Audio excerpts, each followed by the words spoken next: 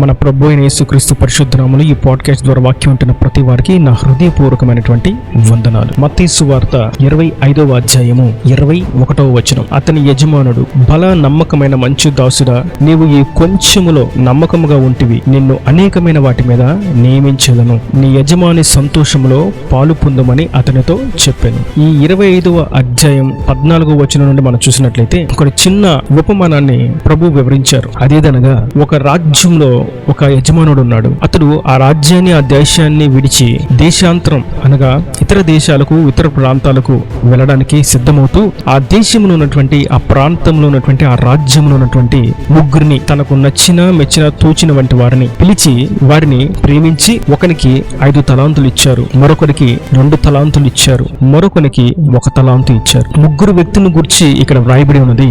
ఈ ముగ్గురు వ్యక్తులను గురించి మనం నేర్చుకోవాల్సినటువంటి పాఠాన్ని ప్రభు ఇక్కడ వివరిస్తున్నారు. ఈ ముగ్గురు వ్యక్తులకి ఒకనికి 5, ఒకనికి 2, ఒకనికి 1 ఇచ్చి దేశాంతరంలోకి ఆ యజమాని ప్రయాణమయ్యాడు. చాలా దినముల తర్వాత తిరిగి మరలా తన స్వదేశానికి వచ్చి ఎవరెవరికైతే తలాంతులు ఇచ్చాడో వారందరినీ పిలిపించాడు. మొదటి వాడిని, నీకు ఇచ్చిన తలాంతుని నీవేం చేసావయ్యా అని అడిగితే, అయ్యా మీరు నాకు 5 తలాంతులు ఇచ్చారు, మీరు ఇచ్చిన 5 కాను నేను మరొక 5 సంపాదించాను, వాటిని నేను ఉపయోగించాను అన్నాడు. అప్పుడు అంటున్నాడు ప్రభు ఈ మాట, బలా మంచి నమ్మకమైనటువంటి దాసుడా, నీవు ఈ కొంచెంలో నమ్మకంగా ఉన్నావు కనుక నేను ఇంకా అనేకమైన విషయాల్లో నియమిస్తాను అన్నాడు. రెండో వ్యక్తి దగ్గరికి వచ్చి, నీకు ఇచ్చిన తలాంతుని ఏం చేసావు నాయనా అంటే, అయ్యా మీరు నాకు 2 తలాంతులు ఇచ్చారు, ఆ రెండింటిని నేను వాడి మరో 2 సంపాదించాను అన్నాడు. అతనికి కూడా సేమ్ ఇదే మాట మాట్లాడాడు ప్రభు, బలా మంచి నమ్మకమైనటువంటి దాసుడా అని. తర్వాత మూడో వ్యక్తి దగ్గరికి వచ్చి, బాబు నువ్వేం చేసావు నీకు ఇచ్చిన తలాంతుని అంటే, అతను అంటాడు, అయ్యా నువ్వు ఖచ్చితంగా వస్తావన్న సంగతి నాకు ఎరుక, నీవు వచ్చి నాకు ఇచ్చిన తలాంతును కూడా తీసుకుంటావని నాకు ఎరుక, అందుకే దాన్ని నేను తీసుకెళ్లి భూమిలో దాచిపెట్టి వచ్చాను, మీరు కొంచెం నాకు అవకాశం ఇస్తే దాన్ని తవ్వి ఆ నాణెమును, ఆ తలాంతును తీసి మీకు ఇస్తాను అని అన్నాడు. అతడు వెళ్లి ఆ తలాంతును తీసుకొచ్చి, ఇదిగో మీరు ఇచ్చింది మీకే ఇచ్చేస్తున్నానని యజమానుడి చేతిలో పెడితే, యజమానుడు అన్నాడు, నీవు సోమరివైన చెడ్డ దాసుడా అని చీకటి గదిలో పడవేశాడు. ఇక్కడ ఉన్నటువంటి దేవుడు తెలియజేసినటువంటి, ప్రభువు చెప్పినటువంటి ఉపమానం ఇది. దీనిలో ఉన్నటువంటి సారం ఏదనగా, ఇక్కడ 3 విషయాలు మనం గమనిస్తాం. బల మంచి నమ్మకమైనటువంటి దాసుడా అనేటువంటి వాక్యములు 3, బల వెల్డన్ నమ్మకమైన, ఫెయిత్ఫుల్ మంచి, గుడ్.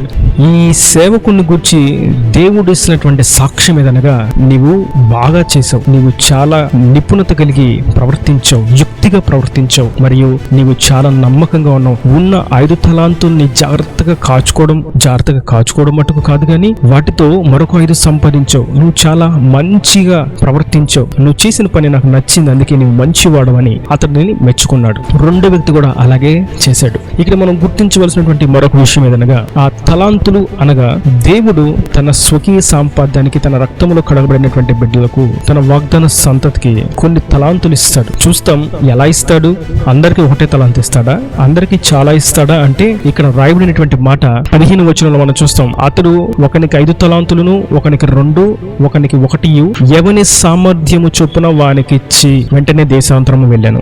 ఎవని సామర్థ్యము చొప్పున వానికి అనగా ఎవనికి ఎంత సామర్థ్యత ఉందో ప్రభువుకు బాగా తెలుసు. ఎవరు ఎంత వినియోగించగలరో, ఎవరు ఎంత ఓర్చుకోగలరో, ఎవరు ఎంత మోయగలరో, ఎవరు ఎంత సహించగలరో, ఎవరు ఎంత తాళగలరో ఆయనకు బాగా తెలుసు. అందుకే ఆయన ఎవరి సామర్థ్యత కొలిది వారికి తలాంతులు ఇచ్చాడు. ఇంతకీ ఏంటి తలాంతులు అంటే, కొంతమందికి కన్నీటి ప్రార్థన, కొంతమందికి చక్కగా పాటలు పాడడం, కొంతమందికి ఇంపుగా సంగీతాన్ని వాయించడం, కొంతమందికి సువార్తను తెలియచేయడం, కొంతమందికి వాక్యాన్ని ధ్యానించడం, కొంతమందికి సత్క్రియలు చేయడం. ఇలా తలాంతులను రకరకాలుగా ఒక్కొక్కరికి వారి సామర్థ్యత కొలది ఆయన వారికి అనుగ్రహించాడు. ఈ తలాంతులు ప్రతి మనిషిలో, ప్రతి క్రైస్తవునిలో ఏదో ఒక తలాంతు ప్రభు ఖచ్చితంగా ఇచ్చి ఉంటాడు. అది ప్రార్థన గాని, వాక్య ధ్యానమే గాని, కన్నీటి ప్రార్థన గాని, పాటలు పాడుట గాని, సంగీత వాయిద్యములు గాని, పరిచర్లో సేవకులకు సహకారులుగా ఉండటం గాని, సత్క్రియలు చేయుట గాని, ఇలా ఏదో ఒక తలాంతుని దేవుడు వారికి అనుగ్రహించి ఉంచాడు. ఇంకా మాట్లాడితే వాటిని మనం వరాల కింద కూడా మనం చూడొచ్చు.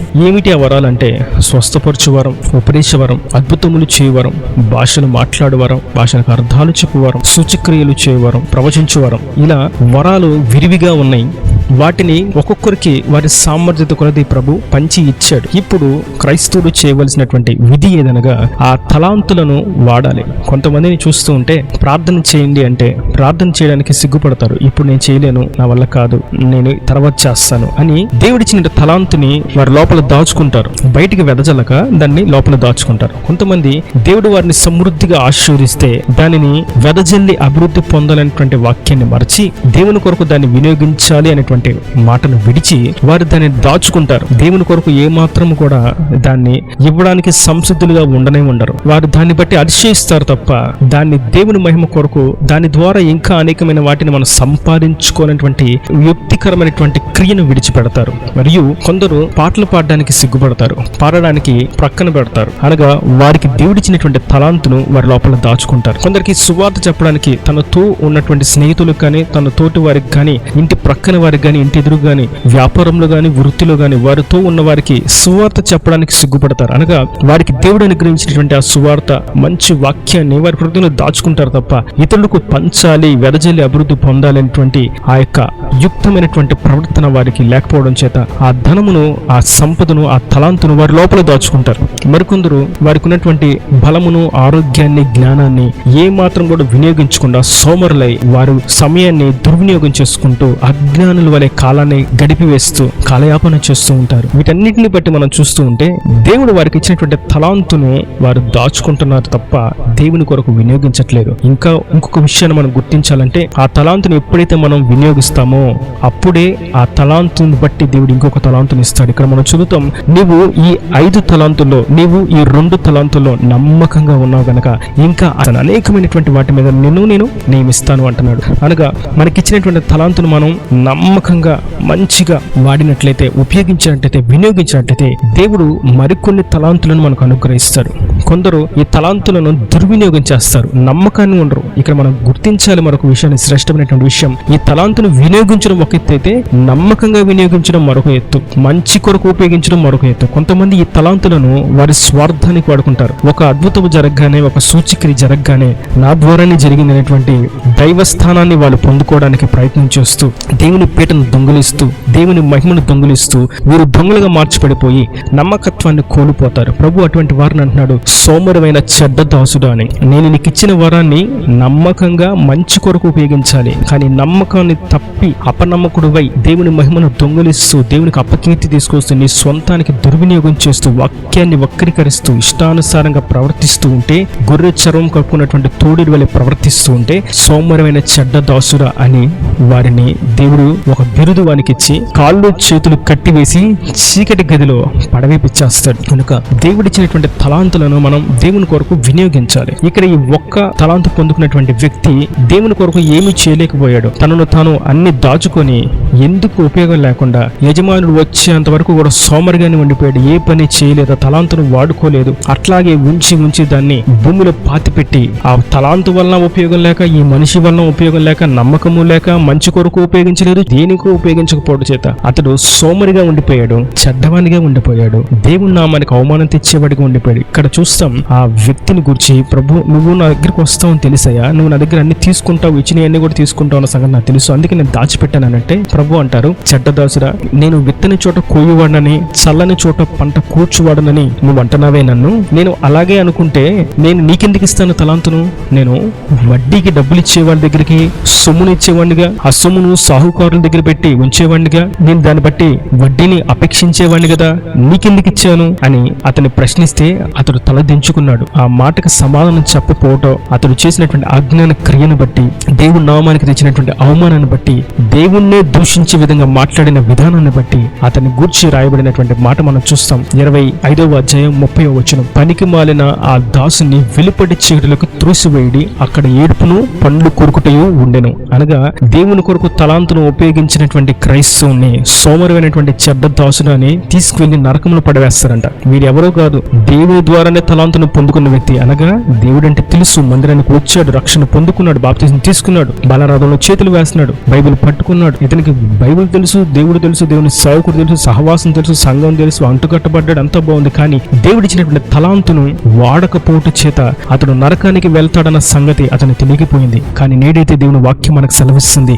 మీరు ఇచ్చిన తలాంతులను మీరు వినియోగించండి, దేవుని కొరకు నమ్మకంగా ఉపయోగించండి, మంచి కొరకు ఉపయోగించండి, దాన్ని బట్టి నా నామానికి మహిమ రావాలని ప్రభు కోరుకుంటున్నారు. ఇంకొక ముఖ్యమైనటువంటి విషయాన్ని మీకు గుర్తు చేస్తాను. 29వ వచనంలో మనం చూస్తాం, కలిగిన ప్రతి వానికి ఇయ్యబడును, అతనికి సమృద్ధి కలుగును, లేని వాని యొద్ద నుండి వానికి కలిగినది తీసివేయబడును. అనగా 5 తలాంతులు 2 తలాంతులు కలిగిన వారు వాటిని రెట్టింపు చేసుకొని దేవుని నామానికి మహిమ తీసుకొచ్చారు. ఇటువంటి వారికి ఈ 1 తలాంతు ఇచ్చినటువంటి వ్యక్తి దగ్గర నుంచి ఆ 1 తలాంతు తీసివేసి ఎవరికైతే 5 తలాంతులు ఉన్నాయో ఆ వ్యక్తికి ప్రభు ఇచ్చాడు. ఈ 1 తలాంతు పొందుకున్నటువంటి వ్యక్తికి ఉన్నది కూడా పోయింది. అనగా దేవుడిచ్చినటువంటి తలాంతుని స్వప్రయోజనం కొరకు, మీ స్వలాభాల కొరకు, మీ మహిమ కొరకు, మీ పేరు కొరకు, ప్రఖ్యాతుల కొరకు ఉపయోగిస్తే, అన్యాయం చేస్తే, సంఘాన్ని దుర్బోధలు నడిపిస్తే, తోటి సహోదరుల ఎడల అన్యాయంగా ప్రవర్తిస్తే, మీ తలాంతును బట్టి అతిశయిస్తే, గర్విస్తే, ప్రభు అంటున్నారు మీకున్న తలాంతును కూడా తీసి చక్కగా నమ్మకంగా మంచిగా పనిచేసేటువంటి నా ప్రియ బిడ్డకు నేను దానిని అప్పగిస్తాను. కలిగిన వానికి ఇంకా కలుగుతుంది, లేని వానికి ఇంకను ఉన్నది కూడా తీసివేయబడును. నేను అనేక చోట్ల నేను చూస్తూ ఉంటాను, వారికి కలిగినటువంటి ఆ తలాంతును బట్టి అతిశయిస్తారు, గర్విస్తారు. నేనే బాగా పడతాను, లేదంటే నాకే పెద్ద చర్చ్ ఉంది, లేదంటే నాకే పెద్ద విలువైనటువంటి బంగ్లా ఉంది, నాకే విలువైనటువంటి చర్చ్ ఉంది, నాకు విలువైనటువంటి కారు ఉంది, నాకే విలువైనటువంటి వస్త్రాలు ఉన్నాయి అని రకరకాలైనటువంటి కోణాల్లో నాకే మంచి జ్ఞానం ఉంది, నాకే మంచి స్వరం ఉంది అని గర్విస్తూ బలహీనంగా ఉన్న వారిని తృణీకరిస్తూ వారిని హెచ్చించుకుంటూ వారి పీటను పెద్ద చేసుకుంటూ ఉంటారు. అట్టి వారిని గురించి ప్రభు సెలవిస్తున్నారు, సోమరిమైనటువంటి చెడ్డ దోసడ, నీకు ఇచ్చినటువంటి తలాంతును నీవు నమ్మకంగా వినియోగించట్లేదు. అయితే నేనైతే ఈ వాక్యం మీతోను మనందరితో ప్రభు సెలవిస్తున్నాడు, మనకి దేవుడు ఏదో ఒక తలాంతు ఖచ్చితంగా ఇచ్చి ఉంటాడు. ఒకవేళ ఈ వాక్యం అంటే నీతో నాకు ఇంకా ఏమీ ఇవ్వలేదు అని అనుకుంటూ ఉంటే ఖచ్చితంగా అది తప్పు. దేవుడు ఖచ్చితంగా తన బిడ్డలకు ఏదో ఒక తలాంతును ఇచ్చే ఉంటాడు. దాన్ని గుర్తించి బయటకు తీసుకురావాలి. అనగా పాటలు పాడాలి, ఆరాధన చేయాలి, వాక్యాన్ని చదవాలి, ప్రార్థన చేయాలి, మొర్ర పెట్టాలి, సత్క్రియలు చేయాలి. చూస్తూ ఉండగా దేవుడు మనలో దాచి ఉంచినటువంటి ఆ తలాంతును బయటకు తీసుకొస్తాడు. అది గుర్తించిన మనం ఆ తలాంతును దేవుని కొరకు ఉపయోగించాలి. ఒకవేళ దానిలో నమ్మకంగా ఉంటే ప్రభు ఇంకొన్ని తలాంతులను ఇస్తాడు. భాషలు మాట్లాడేటువంటి అనుభవంలోకి, అర్థాలు చెప్పే అనుభవంలోకి, ప్రవచించే అనుభవంలోకి, ఉపదేశించేటువంటి అనుభవంలోకి, వాక్య ధ్యానం అనుభవంలోకి, దర్శనములు చూచు అనుభవంలోనికి, సూచక్రియలు అద్భుతములు చేయు అనుభవంలోనికి, స్వస్థతలు చేయు అనుభవంలోనికి, దేవుని వాక్యాన్ని స్పష్టంగా వివరించగలిగేటువంటి అనుభవంలోకి వస్తూ ఉండగా ఒక్కొక్కటి పొందుకుంటూ ఉండగా దేవుడు ఒక్కొక్కటి అనుగ్రహిస్తూ ఉంటాడు. కనుక దేవుడు ఇచ్చినటువంటి తలాంతం దేవుని కొరకు మనం వినియోగిస్తాం. దేవుని రాజ్యవ్యాప్తి కొరకు పనిచేద్దాం. దేవుని ఆశీర్వాదాలు పొందుకుని నిత్య రాజ్యానికి వారసులుగా మార్చబడదాం. ఆమేన్. God bless you. తలలోంచి కన్ను మూసినట్టు మీ కొరకు చిన్న ప్రార్థన. ప్రేమ స్వరూపి కరుణ కటాక్షాలు తండ్రి, నా ప్రభు వారిని కృపలో భద్రపరిచిన వాక్యాన్ని ప్రతి ఒక్కరిని జ్ఞాపకం చేసుకోండి. మీరు ఇచ్చినటువంటి తలాంతులను నీ కొరకు వినియోగించేవారుగా, నమ్మకమైనటువంటి మంచి దాసులుగా బిడ్డలు మీరు దీవించండి. అపనమ్మకం నుంచి తండ్రి, అన్యాయం నుంచి జిల్లాను విడిపించండి. నీకు స్తోత్రం తండ్రి. వారు ఏ తలాంతును పొందుకుని ఉన్నారో వారు దాన్ని గుర్తించినట్లుగా కూడా సహాయం చేసి దాన్ని బట్టి వారిని నామని మహిమ తెచ్చేవారుగా, ఈ రాజ్య వ్యాప్తి కొరకు వారు నిలబడేవారుగా దీవించండి. కానీ వారి ప్రతి అవసరం అక్కరిని మహిమలు తీర్చి రాజాన్ని సిద్ధపరచమని యేసు పరిశుద్ధ నామమున ప్రార్థించి వేడుకుంటున్నాను తండ్రి. ఆమేన్. ఆమేన్.